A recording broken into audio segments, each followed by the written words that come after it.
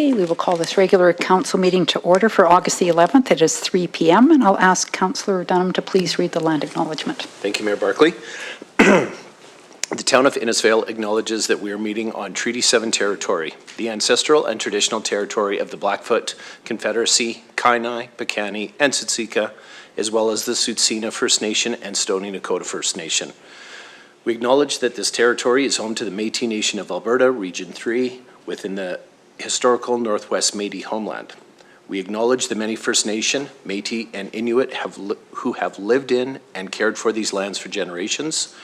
We are grateful for the traditional knowledge keepers and elders who are still with us today and those who have gone before us. We make this acknowledgement as an act of reconciliation and gratitude to those whose territory we reside on. Okay, thank you, Councillor Dunham. Moving to 2.1, are there any additions or deletions? Okay, could I please have someone make a motion to adopt the agenda as presented? Councillor Dunham. Mayor Barkley, I'll make that motion. Thank you. All in favor? Okay, carried. And we'll move into 3.1, the regular council meeting for July the 28th. When somebody's ready, could I please have a motion to adopt those minutes as presented? Councillor Bates. Also move. Thank you. Any discussions? No? All in favor? Okay, carried.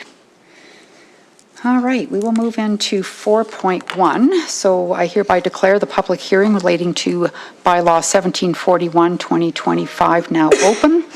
So the order of this public hearing to discuss this road closure bylaw will be the introduction of the bylaw by administration. And then if there's anyone with us today that wants to support the bylaw, we will ask those to speak up, and then anyone against to speak.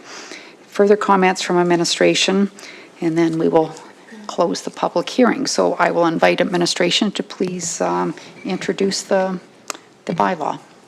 Thank you, Mayor Barkley. Bylaw 1741-2025 proposes to close a portion of 44th Street Close. The closure is necessary for the creation of residential properties within the Napoleon Lake subdivision, or Napoleon Lake South development area.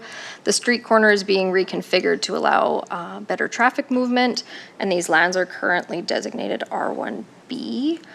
So on the next slide, Juanita, you can see the change in the corner there right now. The current street bulbs out quite substantially where the closure will round that corner out. If we go to the next slide, so again on this diagram, the red portion is the portion that will be closed, and then those two little blue portions are actually private land that then become part of the road to make that corner work properly. So the road closure process is highly legislated through the Municipal Government Act. So first reading of this bylaw was given on July 14th. Notification has since been provided in accordance with the MGA as well as the town's advertising bylaw. This included notices published for 3 weeks in the local newspaper and on our website, as well as direct notification to utility companies and other referral agencies. We're now hosting the public hearing today to hear any representations from the community. From there, we will assemble any comments received and forward those to the Minister of Transportation. The minister will then consider approval of the road closure bylaw, with our hope that we will be back before Town Council later this month for final readings of the bylaw. All right, thank you, Director Jenkins. So is there anyone in the gallery today that wishes to speak in favor of the bylaw? I don't think we have anybody here, so, and there's no one here to speak against the bylaw. Does anyone on council have any questions for Director Jenkins at this time? No? If not, then I'll please have a motion to declare the public hearing as closed. Councillor Wing. Thank you, Mayor Barkley. I would move to close the public hearing for road closure bylaw 1741-2025. All right, thank you. All in favor?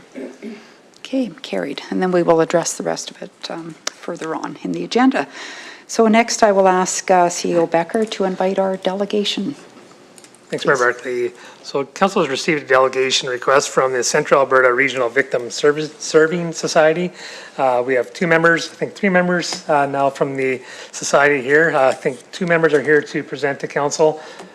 I shall invite Lauren Reed, as the CEO of the society, to come up to present to council. Welcome. We're glad to have you with us today. Thank you so much for having me. Yes, so my name is Lauren Reed. I'm the CEO of Central Alberta Regional Victim Serving Society, or CARVS. We'll only say CARVS going forward because it's too much of a mouthful if we keep having to say it. So I'm here today as CEO, and then I also have with me today our board chair, Pat Bourne. Give a wave. Anyone doesn't know Pat? Pat's here with me as well as Jolene, our full-time navigator who works at the RCMP detachment. Is with me as well. But I said I would do the speaking, even though I'm probably the most nervous, but that's okay. So we're CARVS. We are the local victim services in Innisfail right now. We are a nonprofit society operating in Central Alberta. We are comprised of a board of directors, which come from all across Central Region, including our chair, Pat, from Innisfail, as well as 35 navigators in 20 RCMP detachments across Alberta. We are still the same Alberta Victim Services that has been around for over 40 years. We are here to help victims of crime and tragic circumstances. This is our mission, our vision, our values, which you can see on our website as well at carves.ca. I just want to make sure, yeah, we're at the right spot. This gives a little bit of an overview of who we are and where we are. I like to look at this one. In the blue there is our centralized professional services. We have a head office in Nisku, where our human resources, payroll, our community and cultural liaison, myself, and our director of regional operations work. And then we go from there, we go into the central region, and those are all of our detachments listed there, and the number and who our navigators are in each of those locations. This gives a little bit of an easier way to look at who we are as Central Region. We split it up into 2, but we cover all the way from Morinville down to Innisfail. So you guys are our southernmost tip of our area, all the way over to Rocky Mountain House, and then over to Stettler. And that's the detachment areas. So when we say Rocky Mountain House, we mean that whole detachment area. When we say Innisfail, we mean that RCMP detachment area. So it's not just the town of. And we are one of 4 regional victim serving societies in Alberta right now. So we have Southern and Eastern and Western as well. We're the little sort of beigey brown section in the middle, and then the rest are split out by colors. We follow the RCMP district boundaries, so we are aligned with CAD, or Central Alberta District, for the RCMP. So all of our detachments are the central detachments for the RCMP. And we are the smallest in geography, but we have some of the largest detachments in Alberta. So I think that we're fortunate in some ways because we're geographically closer to each other. So I'm very grateful for that.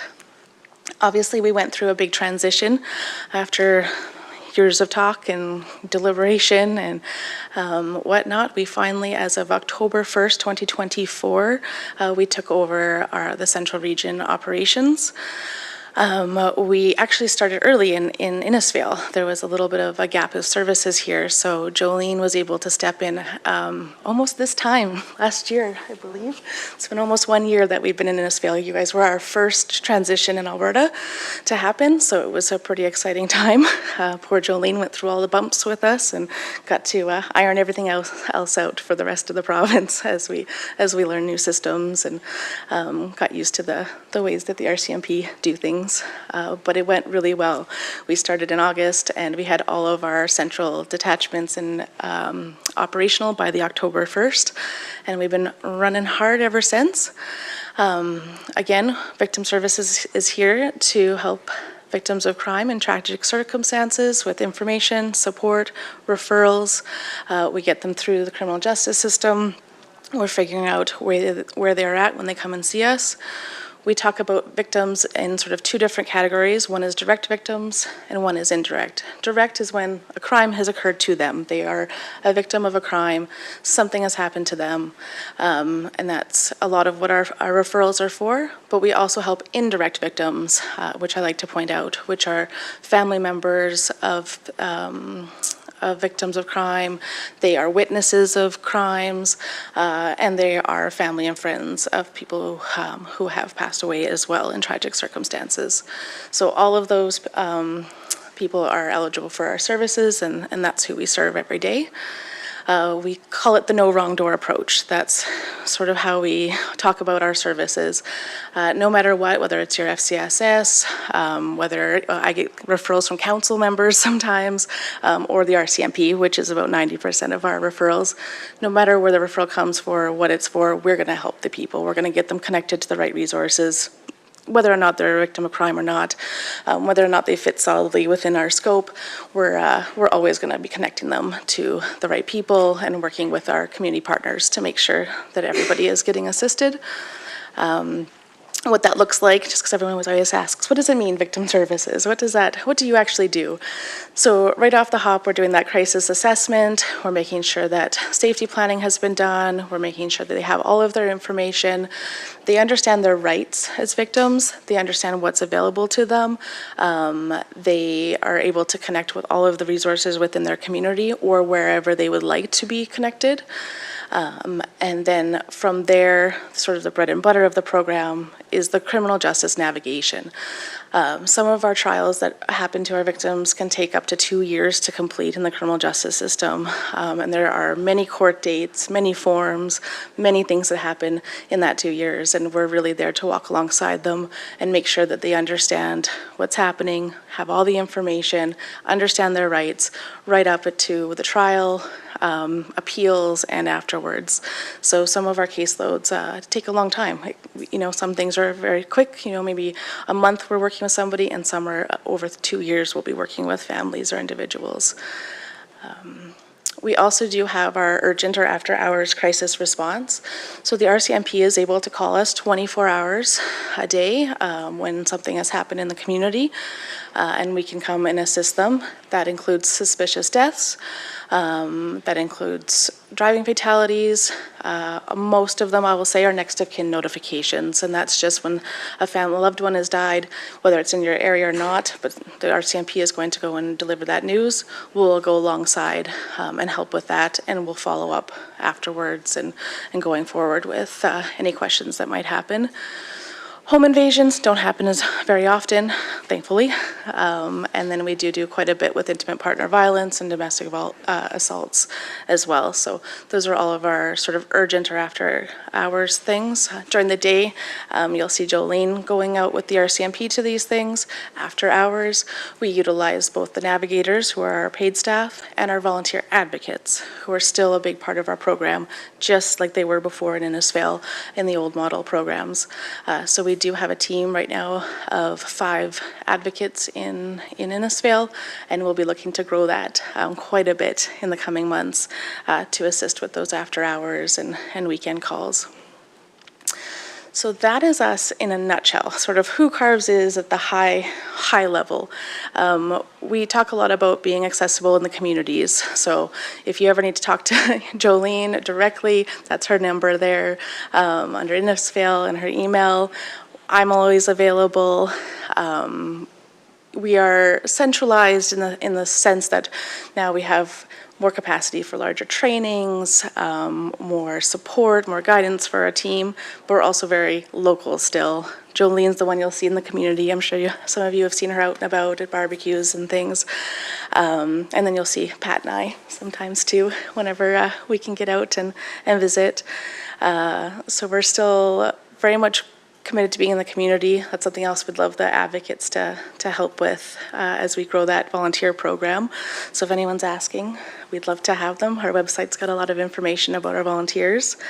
This year alone, Jolene has helped 83 victims in the Innisfail detachment area on 73 referrals. And I was just pulling the stats before I came here, and since she started last August, she's helped 164 different people in the community through different circumstances. So she's been very busy, which is good, or bad, depending how you look at it. But we're happy that we were able to step in.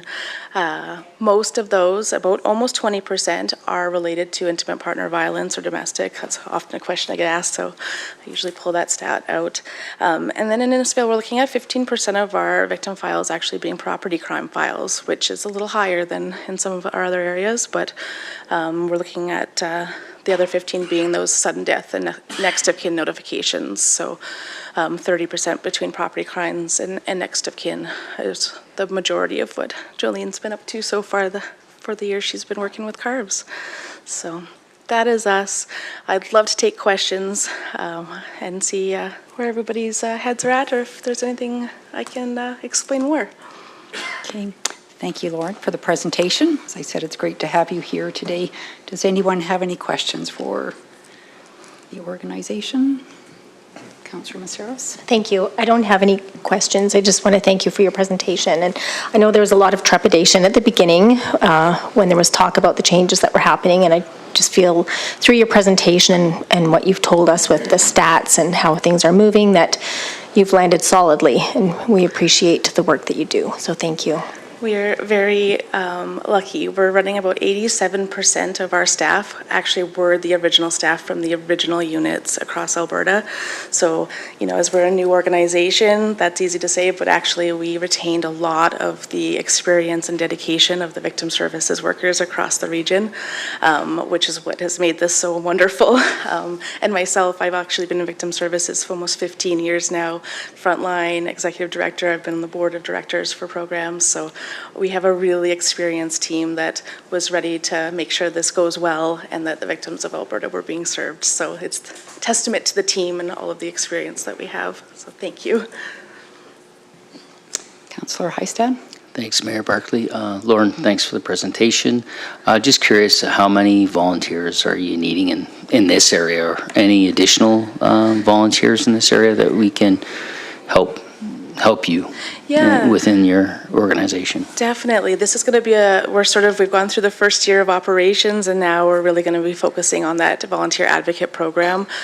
We'd love to get them out into the community more, talking about advocacy for victims' rights, getting out and getting to know the community, getting out to these call-outs after hours. We're probably looking at doubling what we have here even now, eventually, just to have that coverage for that 24/7, to make sure that no matter when that call comes, that we could have somebody in person respond. That's our goal. So yeah, we'd hope for this area about 10, so halfway there. Anybody else? No? Okay, well, thank you again, and thanks to Jolene, and thank you to Pat for stepping up and being the chair. And I think it's fantastic to hear that 80% are original staff. And yeah, there was a lot of, I think, well, change, right, is hard. Yes. And everybody thinks it's the worst thing that can happen at times, change, but turns out to maybe be the best thing that happens. So, it's going pretty well. So thanks for all that the organization does and that Jolene does here in the community. We appreciate it very much. And thank you. Okay. Thank you, everyone.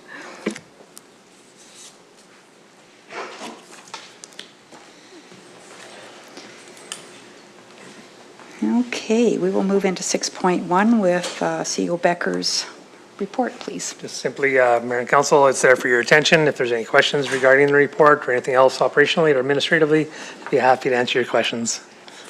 Does anybody have any questions for CEO Becker? No? If not, I'll just have someone make a motion, please. Councillor Heistad. Thanks, Mayor Barkley. I'll recommend that Council approves Chief Administrative Officer reported dated August 11th, 2025 as information. Thank you. All in favor? Okay, carried. Got off easy. 6.2, we'll go into council action control. And are there any questions from anyone about the items on the list here? It's growing a little bit, so Councillor Hystad. Yeah, the only question I have is a process question I wanted to bring up was, we added the Lakewood Drive. We're going to do a study, I think in 2026 on budget. I was just on the process and seeing that we're in the CO's or the council resolutions piece. I know we did a study on Main Street with the crosswalks and stuff, and I was just wondering if we could, seeing that we're in here, if we could bring that forward at the next AP for discussion. There's a couple things I would like to kind of bring up there, just what I'm observing with, the crosswalks down there in the last probably 4 or 5 months after we've done that study. So there's awkward process question, CO Becker. So for clarity to Councillor Hystad, Yeah. question would be, so what I'm hearing is that the safety planning that was conducted 4 or 5 months ago. Yeah, Is, that's the one I'm referring to. okay. Yeah, it was just completed. So just to bring the report back? Just bring the report back. I just kind of wanted to take a look at it with everybody. I think there's still issues there on that Main Street piece. Okay. That's just me. Okay, and then put over to the director. Do you have enough there just to provide that general report? I can't remember the detail of the report and the complexity, and I just can't remember what we presented previously. Yeah, I can definitely bring the report back to council in regards to, I think it was done actually in 2020. It was done last year. We did a pedestrian safety assessment. I can bring it back what we brought to council in regards to the immediate, it had 3 levels of recommendations within the report. Yep. Yep. Thanks. Then if I could, Councillor Hystad put that through a resolution, and that's captured as an action. And then council may have some questions to the request. Sure. I guess, do you want me to put it out there, Mayor Barkley, or do you need a resolution? Resolution to bring back the safety plan that was provided to council. You guys are referring to 2024 with, it had specific 3 phases within that study. Hopefully that helps, Juanita.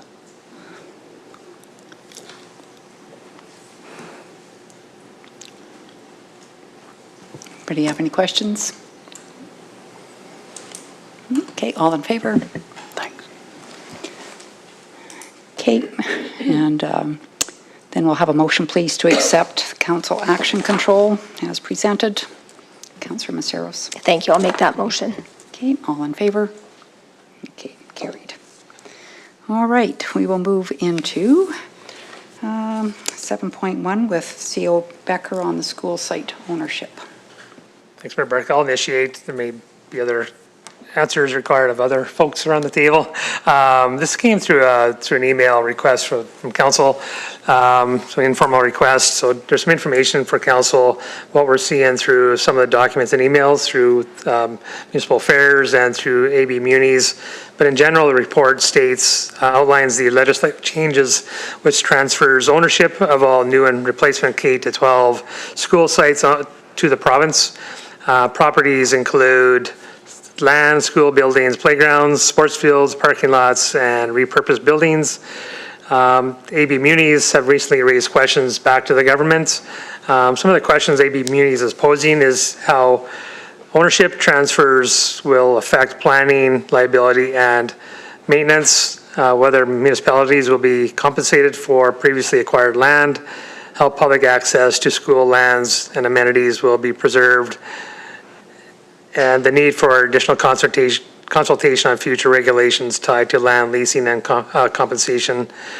AB Munis has requested additional consultation, as mentioned, before future decisions are made. There is some unknowns within some of the changes that are being made, but as per council's request, there's a little bit more information that will come to you in a few different emails, but hopefully this provides you a general overview of what those changes are going to be. So pose any questions? Sure, thanks. And there's lots of information on AB Moody's website as well about this topic. So, Councillor Bates. I guess through to the CAO, the one question I would have is, to my knowledge, we don't currently own any of our future school sites. Would this imply that we don't have to purchase them, that they move in ownership somehow directly to the province, or how does that, how are we reading that? I'll defer to Director Jenkins. Yeah, so I guess for Innisfail specifically, the current school site is owned by Chinook's Edge and will continue to be owned by Chinook's Edge, as this bill is all on a go-forward basis. For our next identified school site, which would be in the Hazelwood area, no, we have not acquired any of the lands part of that. If we did need to purchase, my understanding is that's still a question that couldn't be answered in the webinars I sat in on, especially probably may not be a large concern for Innisfail just with our pace of growth, but communities that have had to purchase land to have it available, they have had to outlay that money. None of the indications I've seen would be that the province would be supporting that acquisition process. It's essentially the responsibility remains with the municipality to ensure that the sites are available when the schools indicate that they need them. But then that ownership transfer will happen to the province. Okay, and to be confirmed that, but yeah, no, I didn't think they would just step up and buy it, but thank you. Councillor Hystad. Thanks, Mayor Barclay. To CAO Becker, was there any communications with RMA at all on this subject? And then I got one more question after that. To Councillor Hystad's question, I did not review their website, but the same questions as municipalities would have been posed to RMA and their membership. Yeah, no, just on this subject, I just thought it was odd how, this one come up, but the only thing I think of, Mayor Barclay and council, is that this is, changing hands from the school having that authority, right, to the province. And then I thought about us as a municipality with our properties, right, I'm not trying to create a conspiracy theory, but could that happen in our case, right, where the government has an overreach with us at all with our properties? And that's my question, but I'm sure I don't want to tinfoil hat on, so. I don't have a response, Council, to Councillor Hystad's question. I don't know. All I know is the legislation has been applied, and we're trying to learn as best we can how it impacts the town of Innisfail and community. Okay, thanks. Councillor Wing. Thank you, Mayor Barclay. Just back to Director Jenkins for a second. Red Deer Catholic Schools had a placeholder in their capital budget, in this last budget, for Innisfail School. So when I was reading this, I was wondering, is that still a project then that would have to be approved and owned by the province, or whether that would actually continue on within Red Deer Catholic Schools? My understanding is that project would apply. It would go to the province. Anything that's sort of in that construction phase still would, because this was adopted, I believe, in April. Right. So yes, this would be applicable when we move into that process. I thought so. Thanks. All right, just have someone please make a motion that we accept this report as information. Councillor Wing. Thanks, Mayor Barclay. I move that we accept this report as information. All right, thank you. All in favor? Carried. Okay, and we'll move into 8.1 with Director Jenkins and the road closure bylaw. All right. So I don't have a lot to add on bylaw 1471, 2025, looking for a motion from council that we submit the results of the public hearing and referrals to the Minister of Transportation and Economic Corridors for that approval needed to move forward. Again, looking at that, essentially the way that road bulbs out on the corner, reconfiguring to work with the subdivision plan for Napoleon South. We do know through our utility referrals, there are no shallow utilities within the closure area, so we aren't anticipating any challenges there. All right, thank you, Director Jenkins. Can I please have someone make the recommended motion? Councillor Bates. Yes, I'll move the council directs administration to prepare and submit the road closure bylaw 1741, 2025 package to the Minister of Transportation and Economic Corridors for consideration and approval. All right, thank you. Any questions about this? No? All in favor? Okay, carried. Thank you. Okay, and we'll move into 8.2 and first reading again with Manager Shaw. Welcome. Thank you, Mayor and Council. Council has before it a bylaw that seeks to amend the land use district for 3 properties in the Woodland subdivision.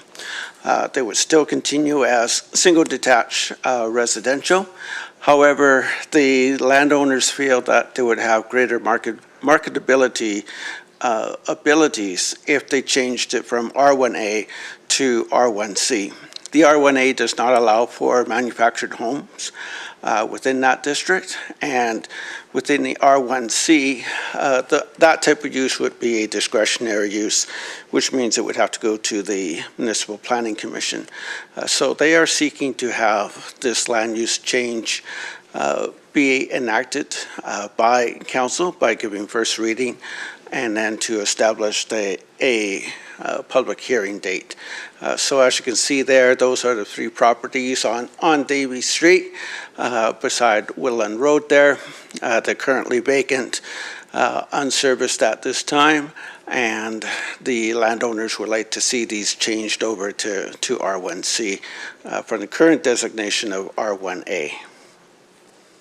All right, thank you, Manager Shaw. Could I please have someone make the first recommended motion? Councillor Wing. Thank you, Mayor Barkley. I move that council grants first reading to bylaw number 1470-A86 to amend the land use district for properties specifically described as 5400, 5420, and 5440 Davies Street, and legally described as Plan 2424271, Block 1, Lots 1, 2, and 3, from Residential Single Family District R1A to Residential Single Family District R1C. All right, thank you. Questions, Councillor Bates? Yeah, as I read through the text, I think I read that administration was recommending to the landowner that they redesignate them as R1B. And so I guess the question would be, why wouldn't they want to go with the recommendation? Mayor and Council, that was admin's recommendation to the landowner. However, for some reason, they seem to believe that R1C offered them greater flexibility compared to the R1B, even though the land use is the same discretionary use within both districts. Okay, it just seems strange. And the lot, so the proposed lot sizes wouldn't change or anything, and of course, mention is made of mobile homes, and they're discretionary in either case, and yeah, and not just, thank you. Okay, thank you. Councillor Wing, did you have a question? Oh, I'm sorry, I do not. Okay, all right, no problem. I got a question. Councillor Heistad. To Director Shaw, is it Manager Shaw? I apologize. How long has the landowner had this up, like for sale for quite some time? Like these, trying to sell it as the present site legal description? So, Mayor and Council, the subdivision conditions were satisfied in 2024, creating titles for these properties. And so ever since that time, they have been actively selling or marketing these properties. So it has been certainly since 2025 that we have seen these lands on the market. And again, what the landowner is finding is that people are interested in putting in manufactured homes. However, the issue is that because they are zoned as R1A, there's no possibility of having that type of land use on these properties. So they've now taken this tack where they feel that if they change the land use zoning to a district that does favor this type of dwelling, then they would have greater greater flexibility, one in marketing, but also in terms of saleability for these lots. Thank you.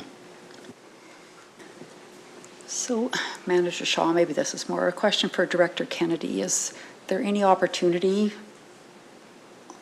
on those lots to tie into town services with, I know there's potentially more development for that area, and, you know, would there be an opportunity if there was ever the lift station was put in and everything else that needs to go on in that area? Or, I just think it, you know, it's a big barrier, right? When you need to purchase a property and now you need to put in your own septic and well, and that's a lot of money nowadays. So I'm wondering if there's been any discussions around that. Yeah, so part of the subdivision approval for these lots is they have what's called a deferred servicing agreement on them. So if and when municipal services do become available, they would be required to connect into those services within a time frame that's specified. The size of these lots, essentially they need to be maintained at the size they are to be able to accommodate those wells and septic systems until such time as municipal services could be available. I just wonder, I mean, it's up to the owner, but it just seems like there's more than just R1C versus R1A barrier too.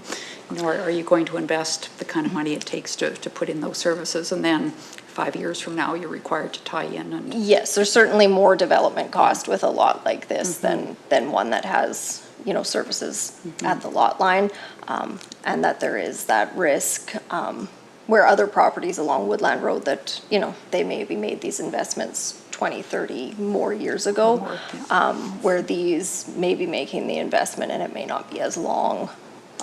So, Director Jenkins, what if development began down in that area, would those, all the properties along Woodland, are they required to tie in, or can they stay the way they are?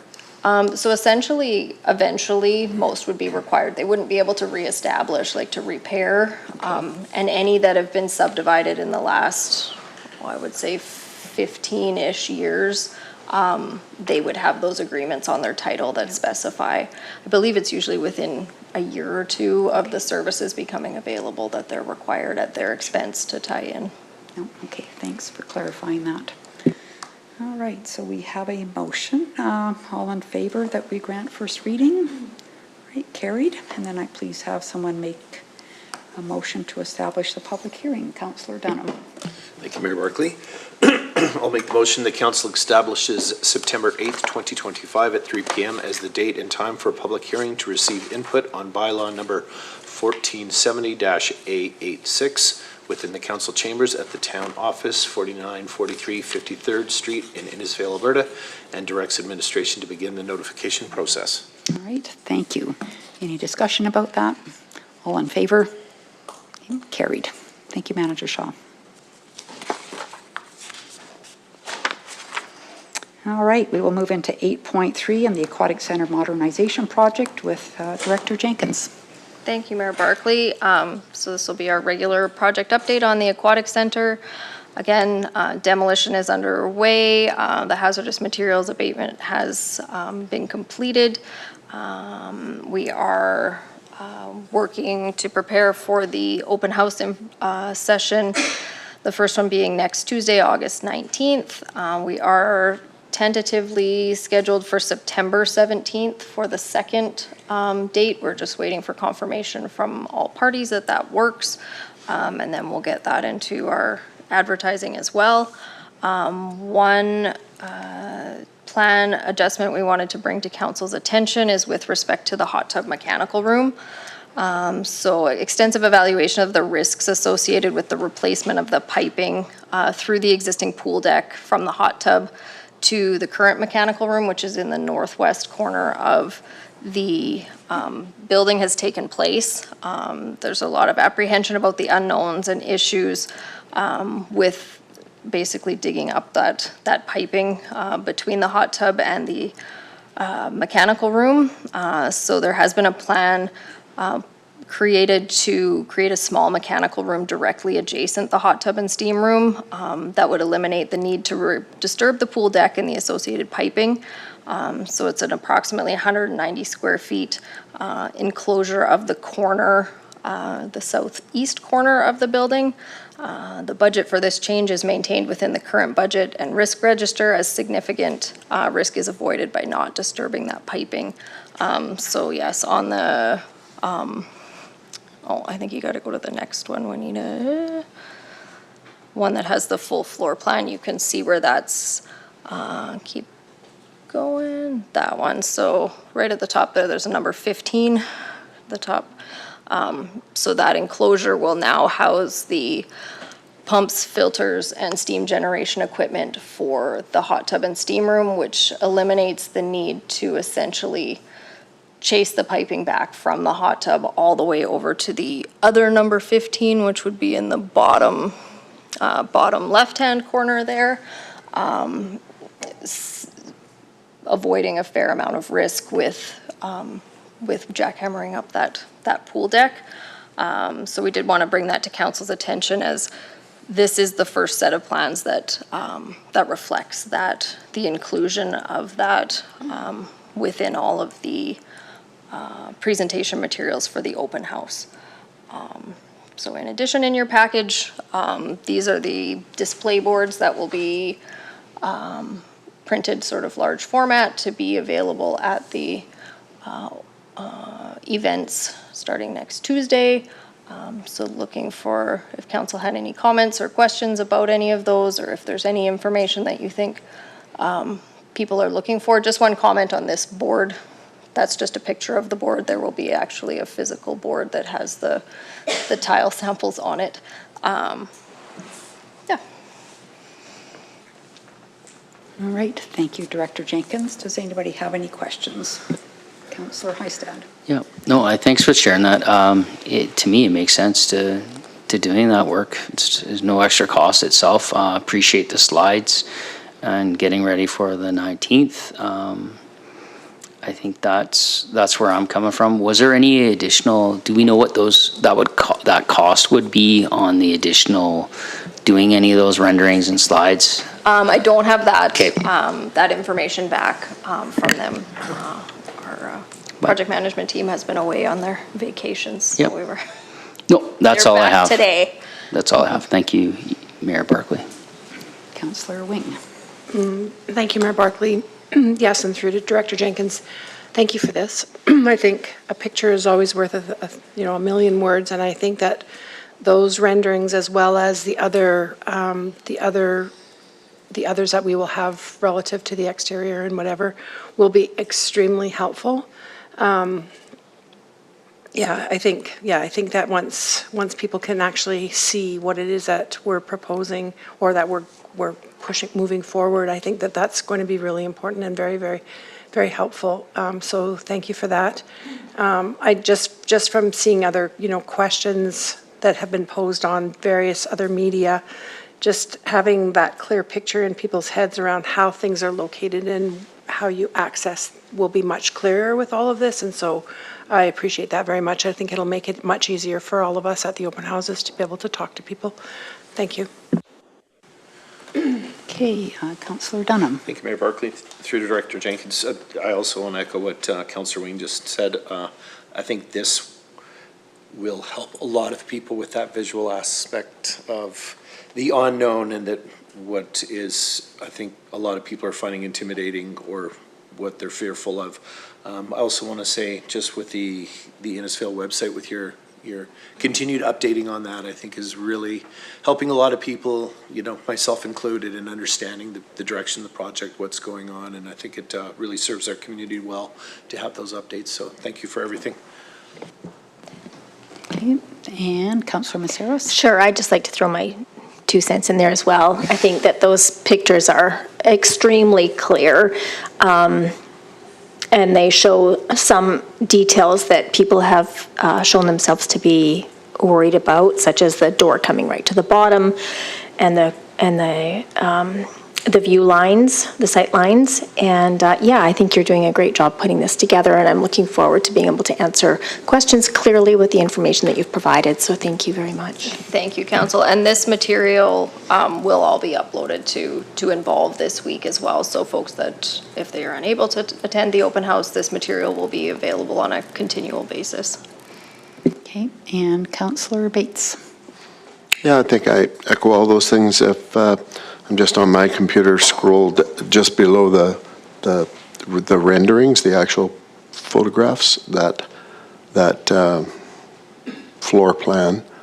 I don't know, Juanita, if you could just scroll up to just past all the pictures of people. Oop, it's coming. Oop, yep. No. The one with the floor plan of it just says lobby and pool deck. Yeah.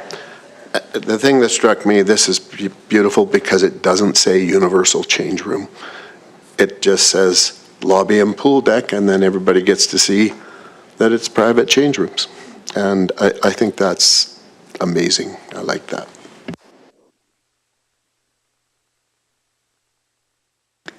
Okay. Director Jenkins, do you know, or can you remind us, what is the size of that area? Square footage? For the change rooms themselves, I don't have the square footage. I can get that for sure. Yeah. Okay. I think you told us once before, but maybe. Okay, thank you. Okay, we'll just have someone make a motion, please, that we accept this report as information. Councillor Maceros. Thank you. I'll make that motion. The council accepts this report for information. All right, thank you. All in favor? Okay, carried. And we'll go into correspondence and information, please, Juanita.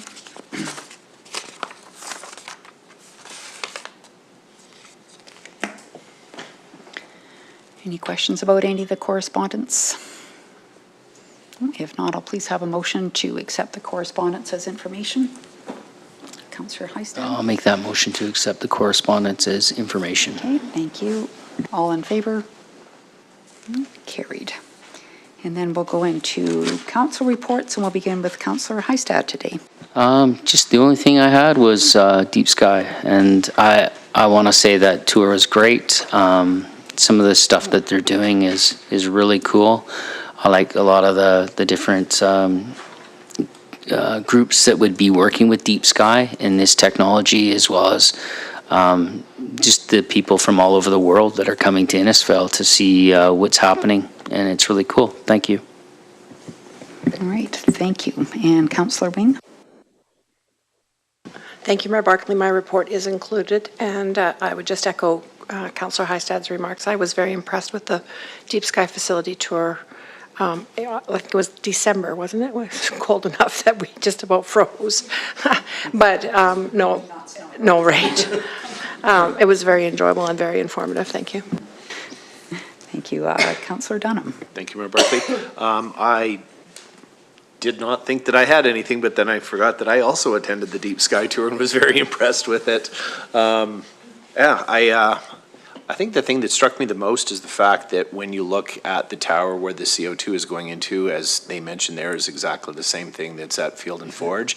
And I think for a lot of people in the community that had concerns, if they have the opportunity to go and stand in front of it and actually see, that it would alleviate a lot of their fears, and that understanding that it's just the same amount of CO2 that exists at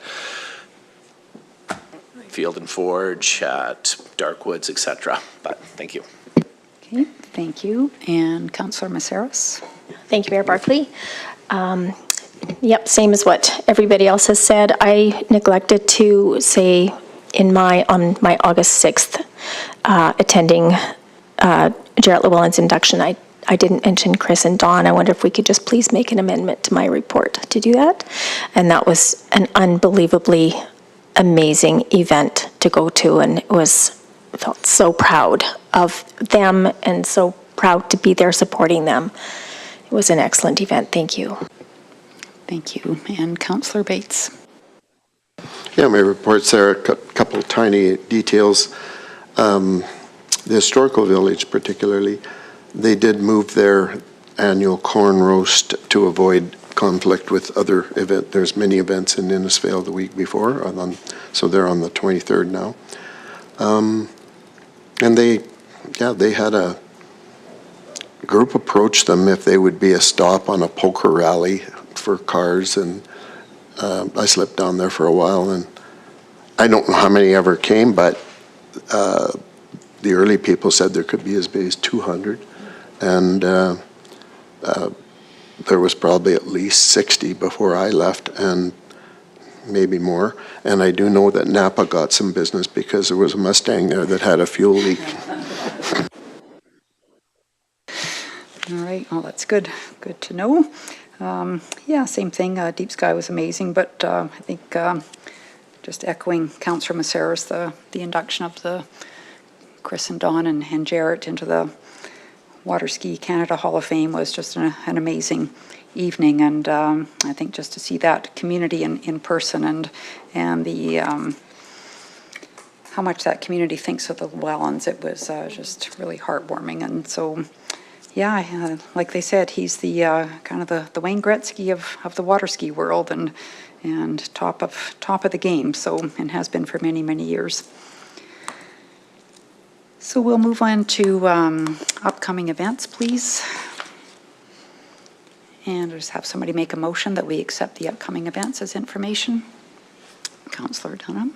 I'll make that motion, Mayor Barclay. Thank you. All in favor? Carried. And then we'll have a motion to go in camera, please. Councillor Wing. I'll make that motion, Mayor Barkley. Perfect, thank you. All in favor? Carried.